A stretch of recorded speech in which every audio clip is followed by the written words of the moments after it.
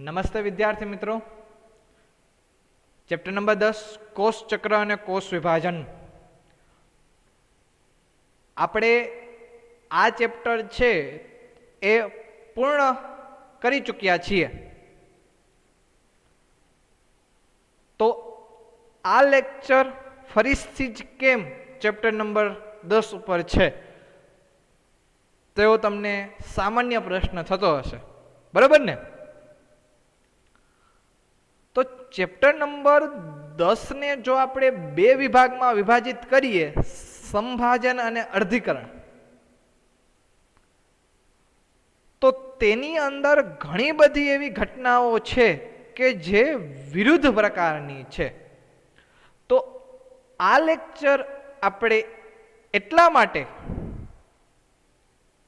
Arrange કરેલો છે કે ચેપ્ટર નંબર 10 ની અંદર આ જે સમવિભાજન અને જે અર્ધીકરણ વચ્ચેનો જે તફાવત છે એ તફાવતને સરળ રીતે સમજી શકીએ કે જેના દ્વારા આપણું સંપૂર્ણ ચેપ્ટર એ તફાવતની અંદર આવરી લે.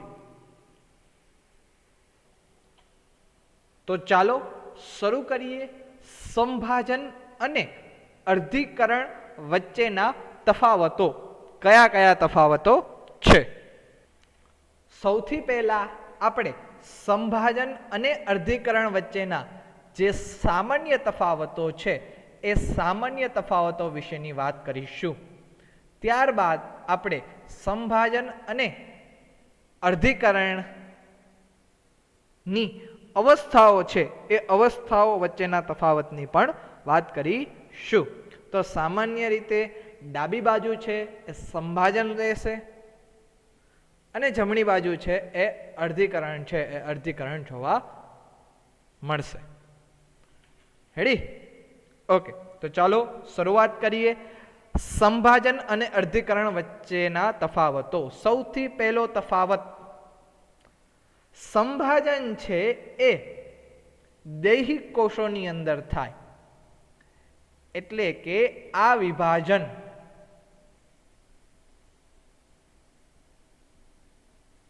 દૈહિક કોષોમાં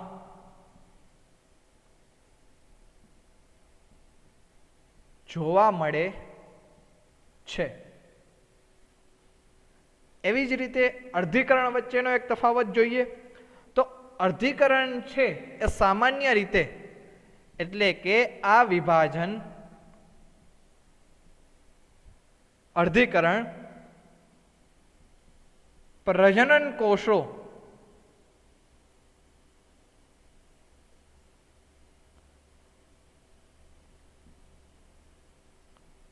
અથવા તો જનન કોષો તેની અંદર જોવા મળે છે. આ પહેલો મુખ્ય તફાવત કે સંભાજન દૈહિક કોષમાં અને અર્ધીકરણ પ્રજનન કોષમાં જોવા મળે છે. ત્યારબાદ સંભાજન જે છે એ દ્વિકીય અને એકકીય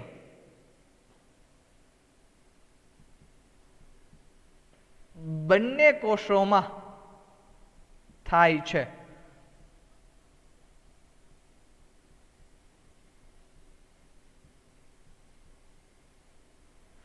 એટલે કે દ્વિકીય અને એકકીય આ બંને કોષોની અંદર સમવિભાજન થાય છે, અથવા તો એને સામાન્ય રીતે આપણે સમસૂત્રી ભાજન પણ કહીએ છીએ. જ્યારે અર્ધીકરણ ફક્ત ને ફક્ત દ્વિકીય કોષની અંદર જ જોવા મળે છે, એટલે કે એ દ્વિકીય કોષની અંદર જ થાય છે. તો આ બીજો સામાન્ય તફાવત સમવિભાજન અને અર્ધીકરણ વચ્ચેનો. ત્યારબાદ સંભાજન ની અંદર એક જ વિભાજન છે, વિભાજન દર્શાવાય છે.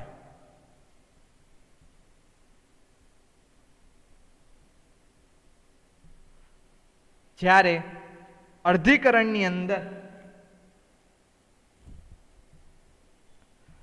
બે વિભાજન દર્શાવાય. એ બે વિભાજન કયા? તો કે અર્ધીકરણ 1 અને અર્ધીકરણ 2. આમ બે પ્રકારના વિભાજન થાય છે. ત્યારબાદ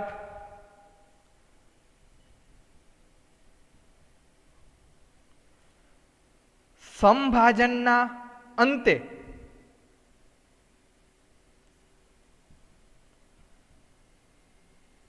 બે કોષો ઉત્પન્ન થાય છે.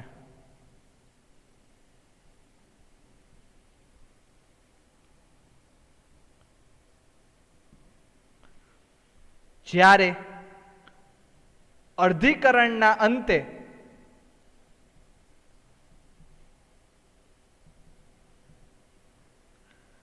ચાર કોષો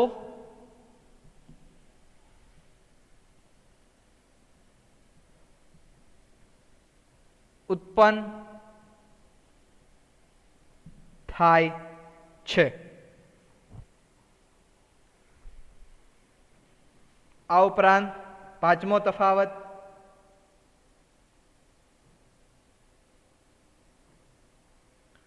સંભાજનની અંદર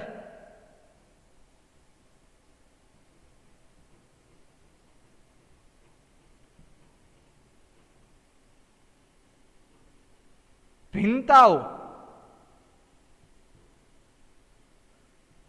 ઉત્પન્ન થતી નથી.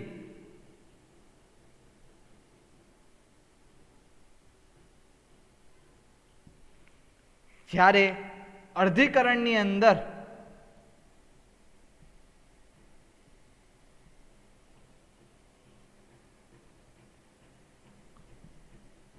ભિન્નતાઓ ઉત્પન્ન થાય છે.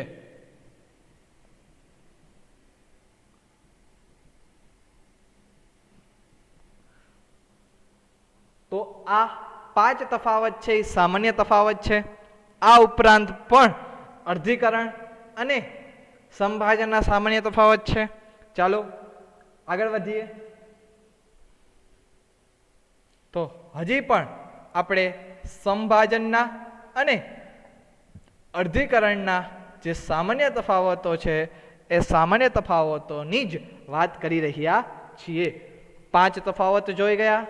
ત્યારબાદ છઠ્ઠો તફાવત સંભાજનમાં રંગસૂત્રોની સંખ્યા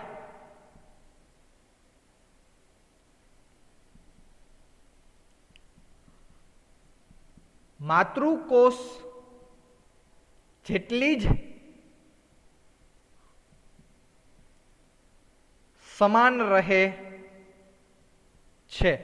એટલે કે બાળકોષની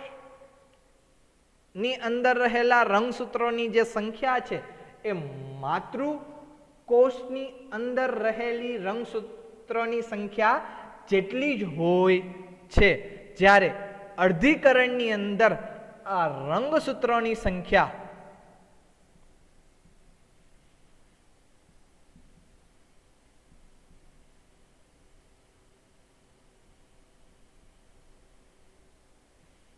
અડધી થઈ જાય છે. એટલે કે જેટલા રંગસૂત્રો માતૃકોષની અંદર હશે તેના કરતા અડધા રંગસૂત્રો બાળકોષની અંદર હોય છે. એટલે કે જો સંભાજનની અંદર માતૃકોષ દ્વિકીય હોય તો બાળકોષ પણ દ્વિકીય બને. પરંતુ અર્ધીકરણની અંદર જો માતૃકોષ દ્વિકીય હોય તો બાળકોષ છે એ એકકીય બને છે. એટલે કે રંગસૂત્રોની સંખ્યા છે એ રંગસૂત્રોની સંખ્યા અડધી થઈ જાય છે. આ ઉપરાંત સાતમો તફાવત સંભાજન જે છે એ સંભાજન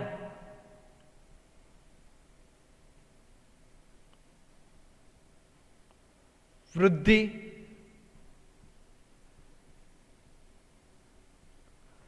સમારકામ અને ઘા રૂઝાવા માટે જરૂરી છે.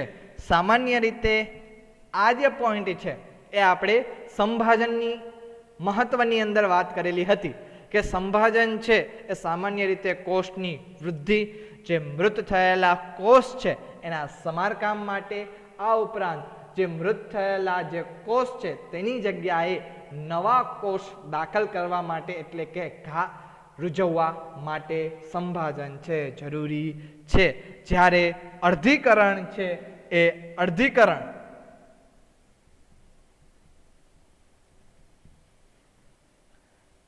લિંગી પ્રજનન માટે આવશ્યક છે.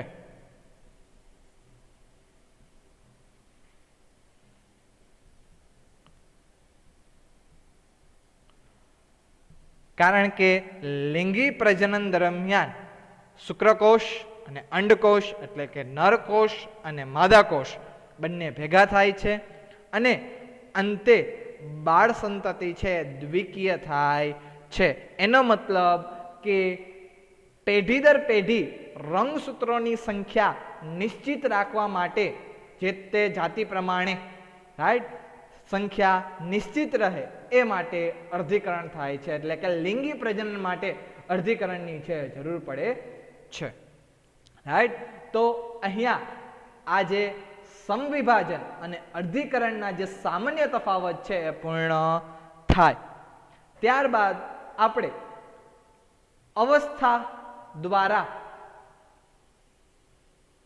સમવિભાજન અને અર્ધીકરણ વચ્ચેના તફાવત નો અભ્યાસ કરીશું.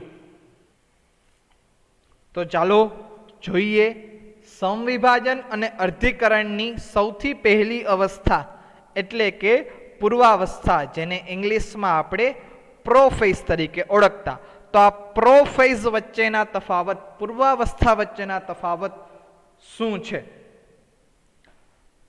સમવિભાજનની અંદર જોઈએ તો કે પૂર્વાવસ્થા છે એ પૂર્વાવસ્થા સરળ પ્રકારની છે.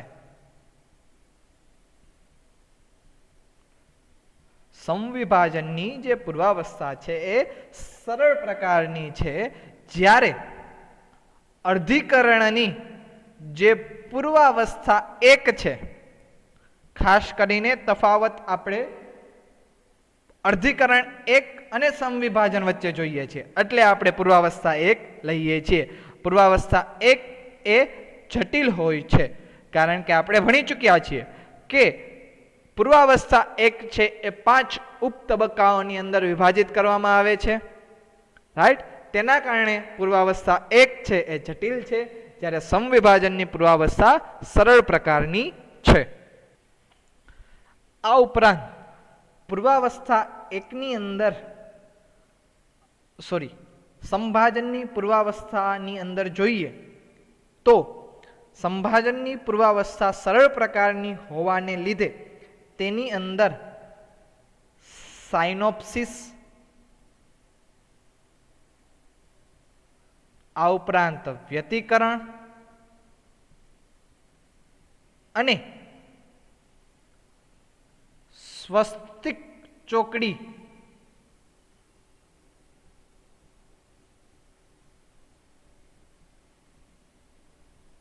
ની જે ઘટનાઓ છે અથવા તો જે પ્રક્રિયાઓ છે એ ગેરહાજર હોય છે. જ્યારે અર્ધીકરણ એકની પૂર્વાવસ્થા એક જટિલ હોવાને કારણે તેની અંદર સાયનોપ્સિસની ઘટના એટલે કે સામાન્ય રીતે રંગસૂત્રો છે પોતાની લંબાઈને અનુસરીને છે જોડીઓ બનાવે છે. આ ઉપરાંત વ્યતિકરણ એટલે કે સમજાત રંગસૂત્રો વચ્ચે જનીનદ્રવ્યોની અદલાબદલી અને સ્વસ્તિક ચોકડી એટલે કે જે સ્થળે સમજાત રંગસૂત્રોમાં જનીનદ્રવ્યોની અદલાબદલી થઈ હોય તે સ્થળે એક્સ આકારની રચના જોવા મળે છે, જેને સામાન્ય રીતે સ્વસ્તિક ચોકડી કહે છે. આ બધી ઘટનાઓ અથવા તો બધી પ્રક્રિયાઓ હાજર હોય છે અને આ બધી જે ઘટનાઓ છે એ બધી ઘટનાઓ પૂર્વાવસ્થા એકના વિવિધ ઉપતબક્કાઓની અંદર જોવા મળે છે.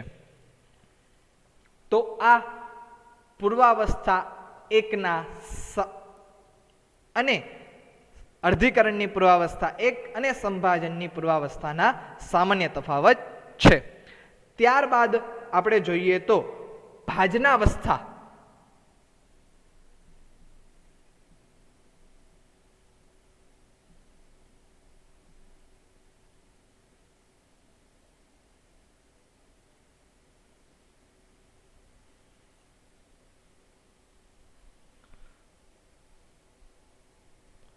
અત્યાર સુધી આપણે સંભાજન અને અર્ધીકરણ વચ્ચેના 10 તફાવત જોઈ ગયા છીએ.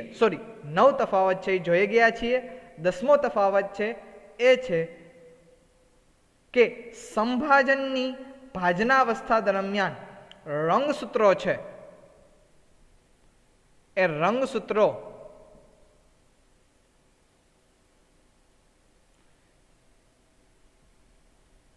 એ એક સંયોજક રહે છે અને સાથે સાથે જે રંગસૂત્ર છે એ રંગસૂત્ર બે અર્ધ રંગસૂત્ર અથવા તો રંગસૂત્રિકાઓના બનેલા હોય છે. એટલે કે બે અર્ધ રંગસૂત્રો જોવા મળે છે. તેવી જ રીતે જો અર્ધીકરણ એકની ભાજનાવસ્થા એક વિષયની વાત કરીએ તો ભાજનાવસ્થામાં જે રંગસૂત્રો હોય એ રંગસૂત્ર દ્વિસૂત્રી સ્વરૂપે એટલે કે દ્વિસંયોજક સ્વરૂપે છે એ જોવા મળે છે. એટલે કે દ્વિસંયોજક રહે છે અને એ દ્વિસંયોજક એ 4 અર્ધ રંગસૂત્રો પણ એટલે કે 4 અર્ધ રંગસૂત્રિકાઓ પણ જોવા મળે છે.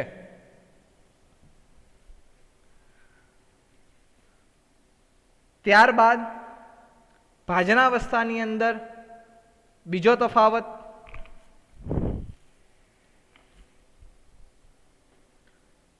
ભાજનાવસ્થા દરમિયાન સેન્ટ્રોમિયર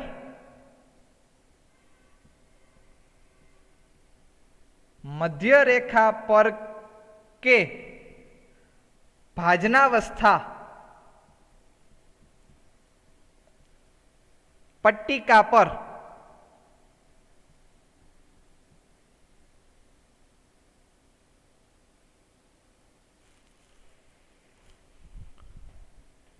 જોવા મળે છે. જ્યારે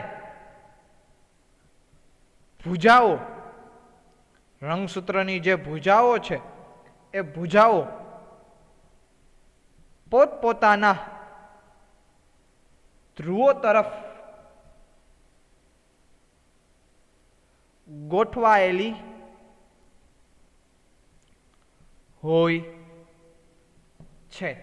તો આ સંભાજનની ભાજનાવસ્થા છે કે જેમાં રંગસૂત્રના જે સેન્ટ્રોમિયર છે એ મધ્યસ્થ અવસ્થા પટ્ટિકા અથવા તો ભાજનાવસ્થા પટ્ટિકા પર જોવા મળે અને ભુજાઓ પોતપોતાના ધ્રુવો તરફ છે એ ધ્રુવો તરફ ગોઠવાયેલી જોવા મળે છે. જ્યારે અર્ધીકરણ એકની ભાજનાવસ્થા એક દરમિયાન જે સેન્ટ્રોમિયર છે એ સેન્ટ્રોમિયર પોતપોતાના ધ્રુવો તરફ જોવા મળે છે.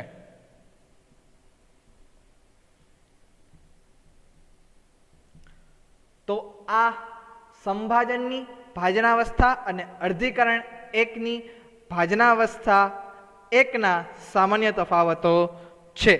ભાજનાવસ્થા એક બાદ ભાજનોત્તરાવસ્થા એક.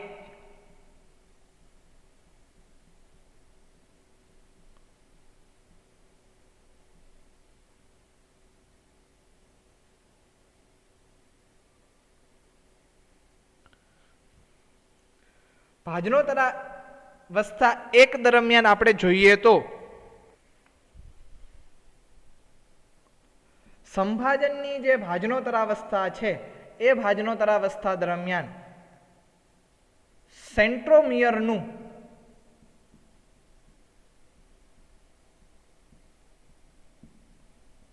વિભાજન થાય છે.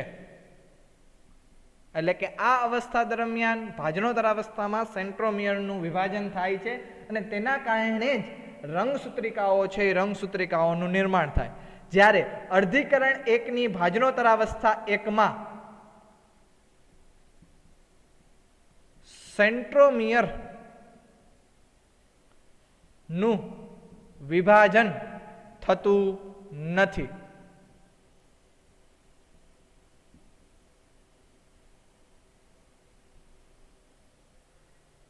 રેડી? ઓકે, સેન્ટ્રોમિયરના વિભાજનના કારણે જે રંગસૂત્રિકાઓનું નિર્માણ થાય છે, રાઈટ, એની આપણે વાત કરીએ તો રંગસૂત્ર છે એ રંગસૂત્ર ભાજનોતરાવસ્થામાં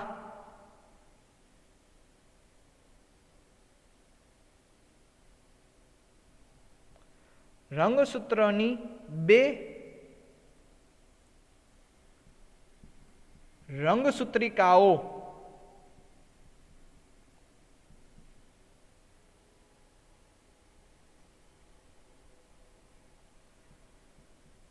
છૂટી પડે છે અને જે સંતતિમાં એ રંગસૂત્રિકાઓ જ સંતતિમાં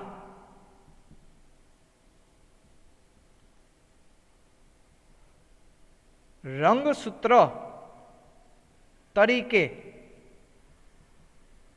ઓળખાય છે.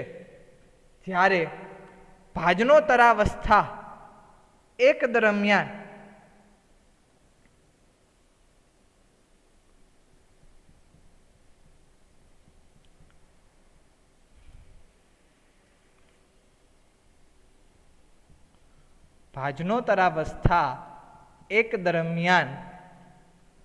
સેન્ટ્રોમિયરનું વિભાજન ન થવાના કારણે રંગસૂત્રિકાઓ જે છે એ રંગસૂત્રિકાઓનું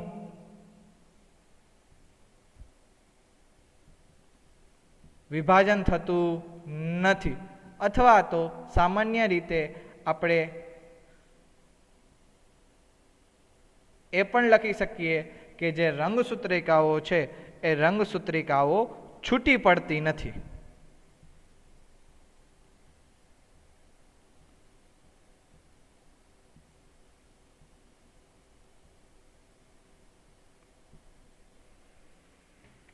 ઇન શોર્ટ, ટૂંકમાં સંભાજનની ભાજનાતરાવસ્થા દરમિયાન રંગસૂત્રો ના સેન્ટ્રોમિયરનું વિભાજન કારણે રંગસૂત્રિકાઓ બને અને એ જ રંગસૂત્રિકાઓને સંતતિમાં રંગસૂત્ર તરીકે ઓળખાય. જ્યારે ભાજનોતરાવસ્થા એક દરમિયાન સેન્ટ્રોમિયરનું વિભાજન ન થાય અને એના કારણે રંગસૂત્રિકાઓનું નિર્માણ થતું નથી. ઓકે, સંભાજનની જો ભાજનોતરાવસ્થા એક અને ભાજનોતરાવસ્થા દરમિયાન તફાવત જોઈએ તો હજી પણ એક તફાવત છે કે સંભાજનની ભાજનોતરાવસ્થામાં જે રંગસૂત્રિકાઓ હોય અથવા તો જે રંગસૂત્રો છે, જે સંતતિના રંગસૂત્રો છે, એ વિરુદ્ધ ધ્રુવ તરફ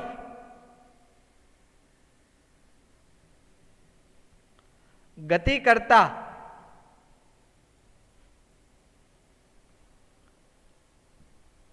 જે રંગસૂત્રો છે એ રંગસૂત્રો સમાન પ્રકારના હોય છે. એટલે કે બંનેના જે જનીન્દ્રવ્યો છે એ સમાન જોવા મળે છે. જ્યારે ભાજનોતરાવસ્થા એક દરમિયાન જે વિરુદ્ધ ધ્રુવ તરફ ગતિ કરતા જે રંગસૂત્રો છે એ રંગસૂત્રોનું જે જનીન્દ્રવ્ય હોય એ રંગસૂત્રોનું જનીન્દ્રવ્ય અસમાન જોવા મળે છે. એટલે કે અસમાન હોય છે. ત્યારબાદ સંભાજન અને અર્ધીકરણની સૌથી અંતિમ અવસ્થા એટલે કે અંત્યાવસ્થા,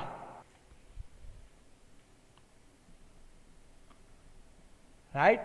તો ચાલો તેના વિશે વાત કરીએ.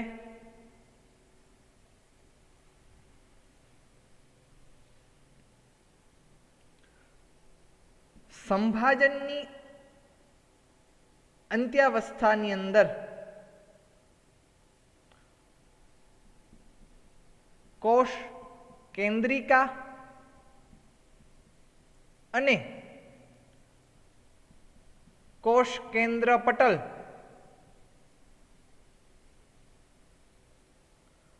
પુનઃ નિર્માણ થાય છે અને આ ઘટના અંત્યાવસ્થાની અંદર થવી ખૂબ જ આવશ્યક છે. જ્યારે અર્ધીકરણની અંત્યાવસ્થા એકમાં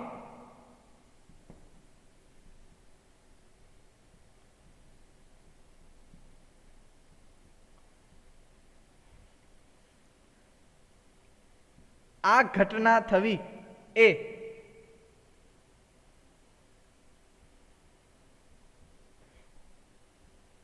આ ઘટના એટલે કે કોષ કેન્દ્રિકા અને કોષ કેન્દ્ર પટલનું પુનઃનિર્માણ, રાઈટ, એ ઘટના થવી આવશ્યક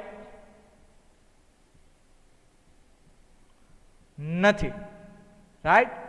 એ ક્યારેક થાય અને ક્યારેક ન પણ થાય, પરંતુ સંભાજનની અંદર આ જે ઘટના થવી એ આવશ્યક છે, એ થવી જ જોઈએ. તો જ આપણે સામાન્ય રીતે તેને સમવિભાજન તરીકે ઓળખીએ છીએ. તો અંત્યાવસ્થાની અંદર આ એક જ તફાવત છે એ જોવા મળશે. ત્યારબાદ આપણે જે કોષરસ વિભાજન જે છે, રાઈટ, અહીંયા કેરિયોકાઇનેસિસ છે એ કમ્પ્લીટ થાય, એ પછીનો જે પાર્ટ છે એ છે કોષરસ વિભાજનનો. તો કોષરસ વિભાજનમાં પણ સામાન્ય તફાવત છે એ અર્ધીકરણ અને ભાજનાવસ્થા દરમિયાન જોવા મળે છે. સામાન્ય રીતે સંભાજનની અંદર કોષરસ વિભાજન છે એ કોષરસ વિભાજન જોવા મળે છે, પરંતુ આજ જો કોષરસ વિભાજન છે એ અર્ધીકરણ એક પૂરું થયા બાદ જોવામાં આવે તો તે અનિવાર્ય નથી કે કોષરસ વિભાજન છે એ જોવા જ મળે, કારણ કે અંતિમ કોષરસ વિભાજન છે એ અર્ધીકરણ 2 પૂર્ણ થયા બાદ એ જોવા મળે છે. આ ઉપરાંત સંભાજનના કોષરસ વિભાજનની અંદર જ્યારે સંતતિ કોષોનું નિર્માણ થાય છે, એટલે કે સંતતિઓનું નિર્માણ થાય છે, તો સંતતિ કોષોની અંદર સમાન પ્રકારનું જનીનિક બંધારણ છે એ જનીનિક બંધારણ જોવા મળે છે.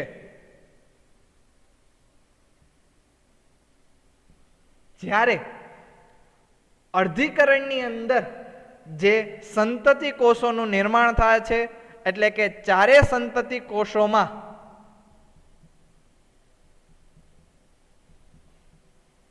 અસમાન પ્રકારનું જનીનિક બંધારણ જોવા મળે છે. તો આની સાથે જ અર્ધીકરણ એક અને સમવિભાજન છે તેના તફાવત છે એ અહીંયા પૂર્ણ થાય.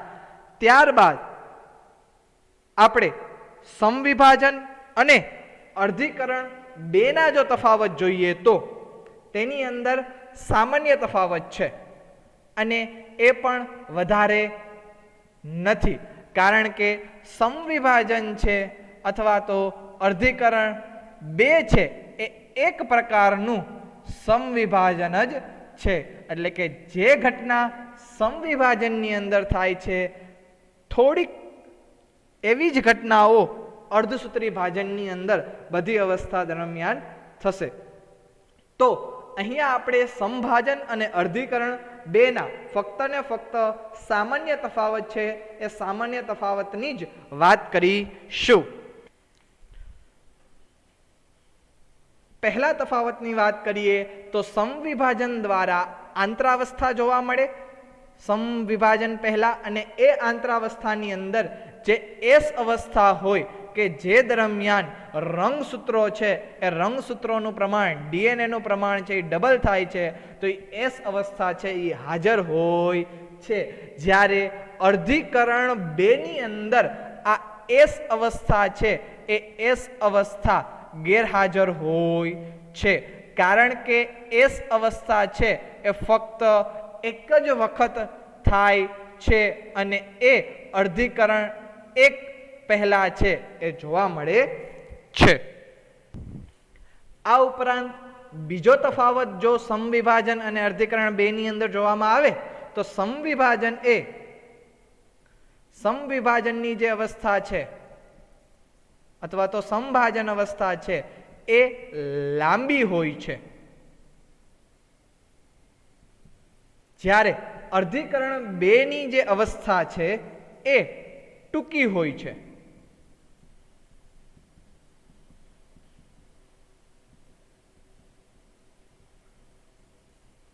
આ ઉપરાંત સમભાજન અને અર્ધીકરણ 2 વચ્ચેનો મુખ્ય તફાવત એ છે કે સમભાજનથી